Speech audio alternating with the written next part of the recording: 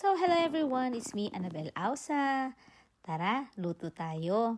Ang lulutuin ko naman ngayon dito sa aking kumare ay ang roasted chicken. So, marinate na niya yan kagabi pa. At naku, excited ako kasi ang bango-bango. Ang daming lemongrass na kanyang nilagay. At syempre, para mayroong konting kulay ang ating manok, lalagyan natin yan ng paprika powder. So, yan, paliguan natin. Konti lang, hindi kadamihan para hindi maging maalat. O, diba? So, ayan, I think ready na siya. And, syempre, try muna natin, test natin kung ready na ba ang ating MP5 Salad Master Cookware. Kung mainit na ba? Ayan, mukhang mainit na. Sumasayaw na yung tubig. And ready to lagay natin na. Wala!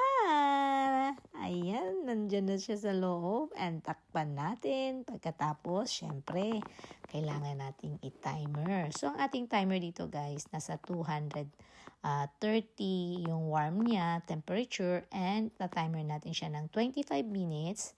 And then, after the 25 minutes, ay ibaliktarin na natin ang ating manok. So, yan, luto na. Naibaliktad ko na ang time na ihalo ang mga gulay para masarap lalo. At saka, syempre, iba talaga pag mayroon tayong makakain na gulay pang dagdag resistensya sa ating katawan. So, yan, dinampin ko lang lahat yan. At timer ko lang yan ng 20 minutes. So, total of 45 minutes.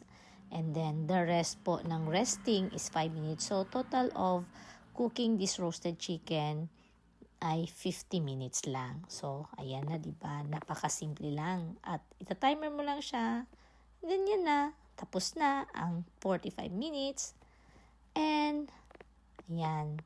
Nakagawa na rin ako ng ibang mga putahe. But in my other video, ay papakita ko rin sa inyo ang bawat video ng aking pagluto sa bawat isang putahe na yan. Kaya ito ay ang aking celebration dahil wala ako sa wedding na aking pamangkin at also advanced birthday ni Misha. Thanks for watching!